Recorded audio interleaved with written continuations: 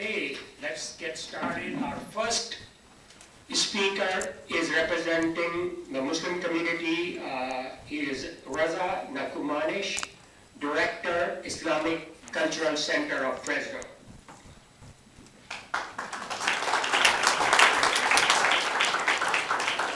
All right, assalamu alaikum and peace be upon all of you guys. It's nice nice. It's nice to see you all here tonight. First of all, I want to thank Peace Fresno for organizing this event and inviting us to share with you some of the things that our communities might face, some of the pains, some of the problems that we might be facing, and then maybe at the end of the night, we're all going to find that many of our communities face the same kinds of issues and suffer the same kind of sufferings, and then we'll go back to our own communities, our own groups of people, our own organizations, and say, you know where I was last night? You know, I was somewhere because I wanted to make a change. So, racism. Islamophobia, racism. When you're talking about Islamophobia, it's almost difficult or strange to talk about it as a racism. Because a lot of times we think of racism as a hatred or a fear of a people that share some phenotypical traits, right? We think that we don't like somebody because of the way they look or because of where they're from. But Islam and the Muslim community are not monolithic. It's not a monolith. There's not a way you can say somebody looks Muslim. You know, so if you have a person who might not look the way that Muslims are portrayed on the news or in the media, and then you say, well, he doesn't look Muslim, you know, that's already a problem because you suppose that somehow Muslims look a certain way. The Muslim community in America is the most diverse community in America. It's made up of a large group of ethnicities, cultures, linguistic groups, races, and national origins. If we look at the room today there's some Muslims amongst us, and I see some Mexican Muslims, and some black Muslims, and some white Muslims, and some Arab Muslims, and some subcontinent Asian Muslims. So you couldn't say that we all look alike. You couldn't hate us all because we look the same and you don't like the way we look or what we represent. About 25% of Muslims in America are black Muslims, whether native born or from Africa.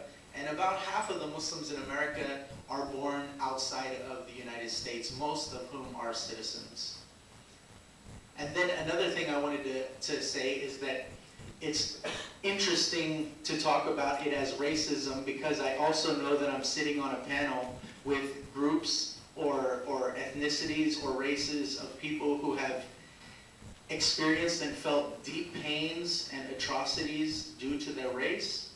And I don't think that I want to incorporate and say, you know, I feel what you felt before because I know that that's destructive as well. And what we're experiencing now, it's not new, but it's not the same phenomena that other groups of people have dealt with. Every group has dealt with their own pains, struggles, tortures, and I don't think it's okay for us to group it all together and say, you know, we're just the new breed of who Americans are hating right now. But since we are talking about racism, there's a scholar, his name is Stephen Sheehy, and he decided to write that when you deal with Islamophobia, you do actually have to deal with it as racism. Because while not all Muslims share the same race, many of them are non-white, the large majority of them, and those Muslims that are white, the small minority, they basically get lumped together and hated even worse because they're seen as either race traitors or more of a potential threat or more of a problem in our country.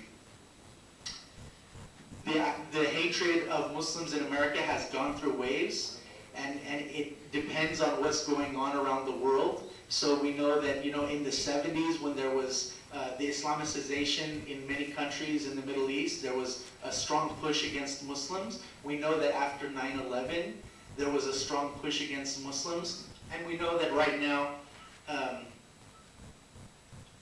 one of our presidential candidates, or many of them, they might have made it more popular to hate. They didn't spread hatred. He's not spreading hatred, but what he's doing is making it okay and making it in vogue. My time is up. Till the next question. That's it. Thank you.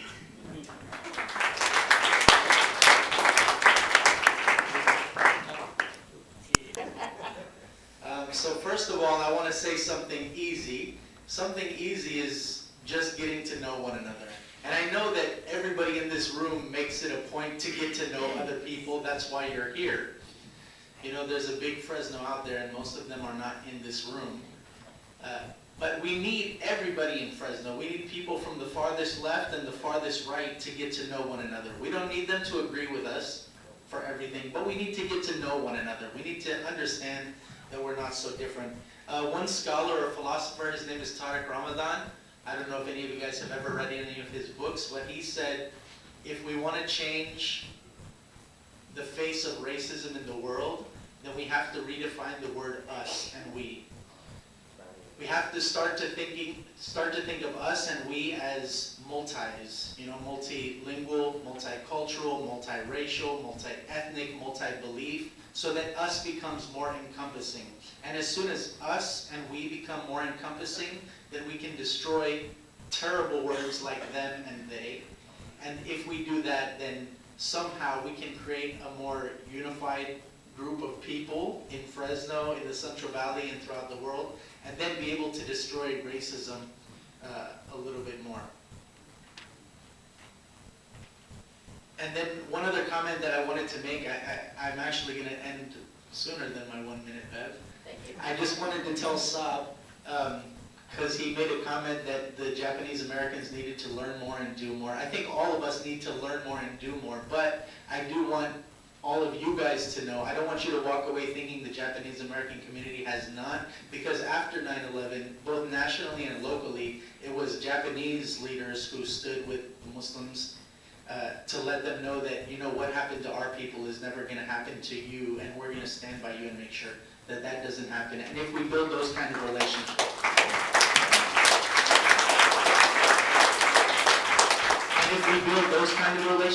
then I think that we won't have to have these kind of meetings very long. So a term that's been kind of circulating around campus and in our classrooms is this term pluralism. And this idea of teaching our children, teaching our young people about the differences of others in a world that's so constantly changing. And I think that, you know, when we teach these values, because yes, I may be Palestinian, yes, I may be Dutch, but I am 100% human, and humanity is a value that we all need to share. And what I want to address to the panelists and maybe to the audience is there's a project called the Pluralism Project, and it's a push to have courses, just like we have language courses in school to learn other languages. It's a proposal to teach about other cultures and religions in high school, in elementary school. Just to get people aware of these differences in a world where you cannot escape them. And also being an Arab, being Palestinian is a struggle in itself. And I think we need more awareness, not only for Islamophobia, but also for anti-Arab sentiment in the world today. And I think that should encompass this.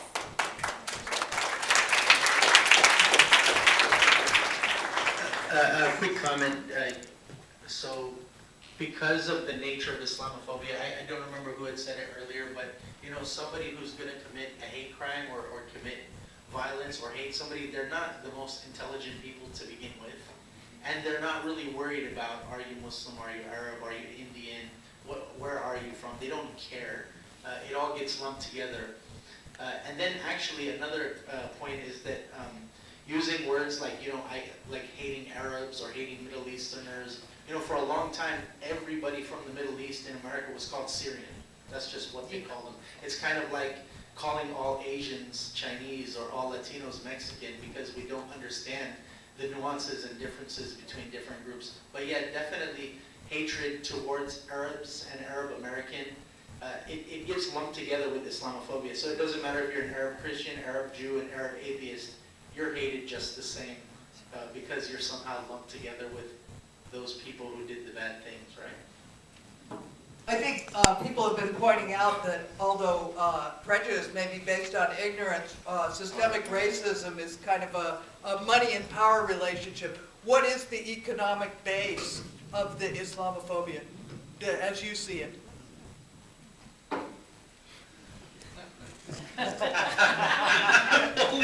I'm only laughing because I don't know. And I wish I had a good answer for you. I think that we do know certain groups that are funneling a lot of money into anti-Islamic programs, you know, whether those be art contests or speeches or funneling money into pundits and their shows.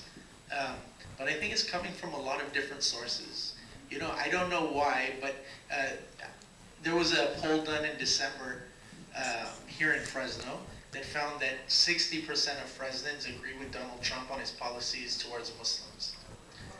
I'm not saying that 60% of people would funnel money towards Islamophobic campaigns, but that means that they have a problem, and when people have a problem and money, they might send it to certain groups that would further their cause. I don't know where the money's coming from. You know, some of the money is coming from Muslim countries like Saudi Arabia. I don't know if you guys saw the Panama Papers recently. I don't really want to talk about it too much, but you can look it up, Panama Papers, Saudi Arabia. So I do know that some of the money is coming from there, but I think it's just coming from rank and file Americans who are hateful people. By the way, not every, that sounded really bad.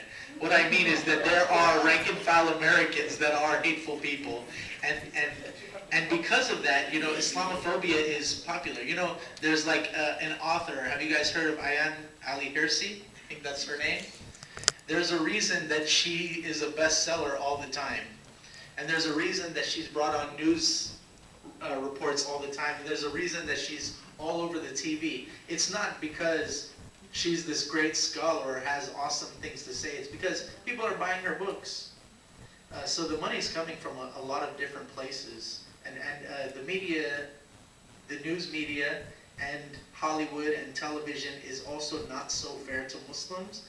And while we wouldn't look at movies as Islamophobic, when you constantly are seeing Muslims as bad guys, or the bad guys yelling Allahu Akbar before they blow themselves up, that's also giving money to an Islamophobia machine as well.